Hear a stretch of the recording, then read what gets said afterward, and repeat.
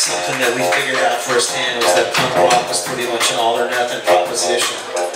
Prior to that, high school was pretty cut and dry, jocks, socials, freaks, and nerds. Then this new thing happened. It borrowed a little bit of noise from heavy metal that the freaks listened to, but it also had some of this quirky isolationist thing that seemed to finally provide a sort of safe haven for dorky, eccentric kids as well. A handful of punk rock and new wave record stores and venues started popping up all over town. Metamorphosis Records sold imported albums by bands that we'd never heard of and held bizarre performances in the back room, the Nairobi room, and a dive bar attached to a hot chic hotel on Harry Hines Boulevard had a small stage that had mirrors on all three walls in the interior of the performance area. It wasn't unusual to play to an audience full of junkies and hookers and undercover detectives. DJs at Lower Greenville was run by a woman named Dolores Nolly, and she did shows there on weekends. Yeah, full of punk rock kids at every high school, so it was still very much an underground thing. Fanzines and handmade show posters were a new curiosity.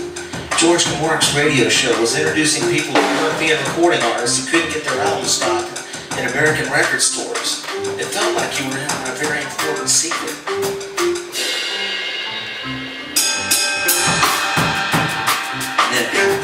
DJs in East Dallas blew up.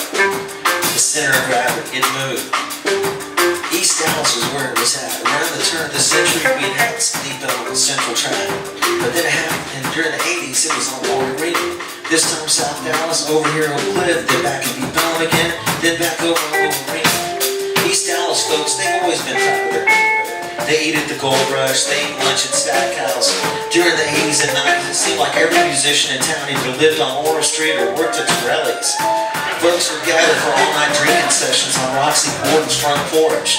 Towns Van Zandt with a guitar in his hand, Frank X. Tolbert sometimes playing a washed-up bass. People would drive by during the daytime and they'd wonder about that house at the corner of Orm and Matilda, the one with the animal bones hanging from the gutters and the beer cans stacked up on the porch. And of course the local Gringos. They had Gringo Manor literally right around the corner. Two-story, 24-hour party house with a psychedelic hearse parked in the front yard and a tree swing out back. Yeah, East Dallas was a little different than people were on drugs. The Arcadia Theater was the tentpole attraction on the block, hosting shows by The Cure and the Bundle Surfers and the Red Hot Chili Peppers. You could hear through the front door of Poor David's Pub and see artists like Jerry Jeff Walker, Lyle Lovett performing on Foot David's giant stage. Tango, it was right across the street with the giant frogs on the roof and acts like Jaco Pastorius and Joaquin Carrasco playing inside. The record gallery was 100 yards away, burning weird incense and playing noisy albums by Mount Neubach and Coil. On the Air was the first neighborhood bar in Dallas dedicated specifically to music video, which was emerging in conjunction with the popularity of MTV. Nick's Uptown, it wasn't far away either, bringing in acts like X and Steel Pulse and this blues kid from Oak Cliff or Stevie Ray Vaughan. There was something there for everybody, whether it was by design or not. It was really, truly a walkable neighborhood. Clothing boutiques like Assassins let bands play in the back. Blue Bonnet Grocery introduced health food to the neighborhood. Everybody would meet to eat glorious Mexican food at 3 o'clock in the morning at the original bar on Ross Avenue. Lower Greenville looks a lot different these days, but the original spirit is still there. You still got the Granada Theater, you still got good records, of course, anchoring things down. The Crown and Harp is still there. And of course, Torelli's is still the spot to pick up jazz.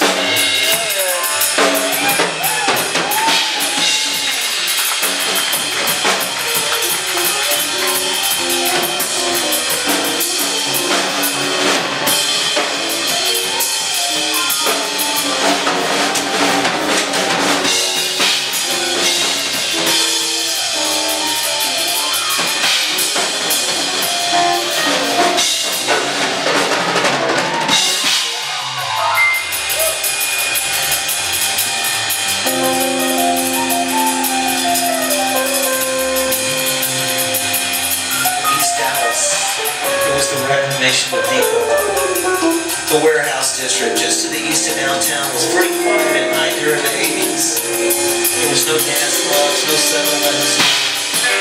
Just a tiny honky-tonk called Naomi's, another country and western bar called Adair's, a couple of blocks over, and of course the Sons of Herman Hall, a classic Texas institution with sawdust on the floor and Bob Wills on the jukebox. Frank Compagna started doing punk rock shows in a warehouse space that he called Studio D. And almost 40 years later, he's still holding it down at Kettle Gallery. Theater Gallery was located at 2808 Commerce Street, and it opened in the summer of 1984. It had no licenses, no permits, no real storefront at the beginning. Russell Hobbs was a construction contractor who had just finished a job building a salon in Lover's Lake. He took the proceeds from that gig and rented this warehouse. He used some of the leftover building materials from a salon gig, put up a few walls in a wall space, and then all of a sudden he had an art gallery, a living space, a shower in the bathroom, and essentially a toilet and a garden hose that was strung up to the ceiling. There was no central heating and air. The rent for the building was $750 a month. So when the Republican National Convention came to town in 1984, there was a massive demonstration downtown where the Dead Kennedys and a number of punk rock bands played. One of the things that they left behind that day was a stage. Russell and his friends dragged that stage down the street to 2808 Commerce. And all of a sudden this art gallery was also a theater. And it wasn't long before TG was hosting theater production and doing live music in between their art shows. Within a couple of months, Russell erected a plain art gallery space in the front of the building, and promptly made friends with local art dealers Murray Smither and Barry Whistler. He had no experience in the art world, but suddenly stumbled across something that was purpose and meaning. And during that first year or so, Russell hosted incredible, thought-provoking art shows by artists like Bill Havron, whose work is right up in the front right now, and by Ron English and Jeff Robinson, people like that. Local art critics fell in love with the place. The stage in the back would be used for live bands during art openings and for controversial theater productions like Brooks Tuttle's Women Behind Bars, a play that featured the characters locking the audience inside the building. Within a year, TG was bringing in performance artists like Karen Finley, Henry Rollins, Sandra Bernhardt, and myself. And over the first few months, an assortment of cultural gypsies began moving into the building. The place started to look like a hippie commune. Most days were spent building lofts and balconies and risers. And while it was usually peaceful and quiet during the morning, afternoons were often punctuated by the sound of hammer on nails. Lori Watson was a professional juggler and psychic.